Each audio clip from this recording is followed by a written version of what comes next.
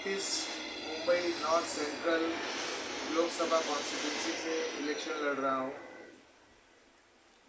मेरा चुनाव चिन्ह है स्टेथोस्कोप, जिसकी ये मेरा निशानी है स्टेथोस्कोप। और जो लोग इसको जानते नहीं हैं उसको आला कहते हैं, तो आला नहीं, ये स्टेथोस्कोप है। और सभी लोगों से मेरी गुजारिश है कि आप सभी लोग 20 मई 2024 के रोज़ जाकर इलेक्शन बूथ में उन 17 नंबर बटन प्रेस करके मुझे भारी बहुमतों से जिताइए। अगर आप मुझे भारी बहुमतों से जिताओगे तो मैं लोकसभा जा पाऊंगा। और लोकसभा आपको क्या लगता है कि वर्षा गायकवाड़ और उज्ज्वल निकम ऐसे बड़े बड़े उम्मीदवार यहाँ पे खड़े नॉर्थ सेंट्रल से, इसमें आपका कुछ हो पाएगा? वर्षा गायकवाड़ ये हमारे कॉन्स्टिट्यूंसी के दूसरे कॉन्स्टिट्यूंसी में से यहाँ आई हैं। उज्ज्वल निकम साहब भी दूसरे कॉन्स्टिट्यूंसी से यहाँ आए हैं। मैं इसी कॉन्स्टिट्यूंसी से हूँ और मेरा बचपन से लेकर अब तक के मैं इसी कॉन्स्टिट्यूंसी में हूँ। मैंने अब तक के कोई विकास देखा नहीं है, ना कांग्रेस के दौर में देखा है, ना बीजेपी के दौर में देखा है। मैं इसीलिए इस कॉन्स्टिट्यूंसी से लोकसभा का पर्चा भरा हूँ, ताकि यहाँ के लोगों को न्याय मिले, यहाँ के लोगों को इंसाफ मिले। इसीलिए मैंने 29 मुंबई नॉर्थ सेंट्रल लोकसभा क्षेत्र से फॉर्म दाखिल किया हुआ है।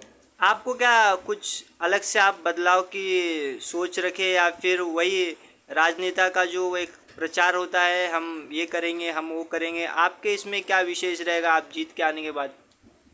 अगर मैं जीत कर आता हूँ, इंशाअल्लाह मैं जीतूंगा ही।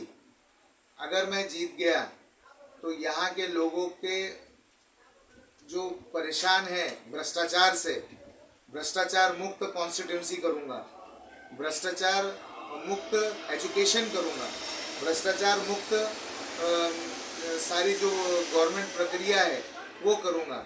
उसके साथ साथ स्वास्थ्य के ऊपर काम करूँगा। यहाँ पे बहुत हॉस्पिटल्स की गवर्नमेंट हॉस्पिटल्स की ज़रूरत है, जो कि है लेकिन बहुत कम मिक़दार में है। जिस तरह आप मुस्लिम समुदाय से आते हैं और अपना एक पर्चा भरा है, उसी तरह एक हमारे नॉर्थ सेंट्रल से एमआईएम के जो मुस्लिमीन एमआईएम इत्तेहादुल मुस्लिमीन है, वो भी अपना एक नॉमिनेशन फाइल किया है। तो क्या वहाँ से और आपको कुछ ये हुआ है, क्या बात हुई क्या उनसे कि आप भी मुसलमानों का वोट काटने में लगे, या फिर और भी बातें उनसे कुछ हुई क्या आपकी? देखिए सर, मैं अब तक यही सुन रहा हूँ जब से इलेक्शन का दौर चालू हुआ है।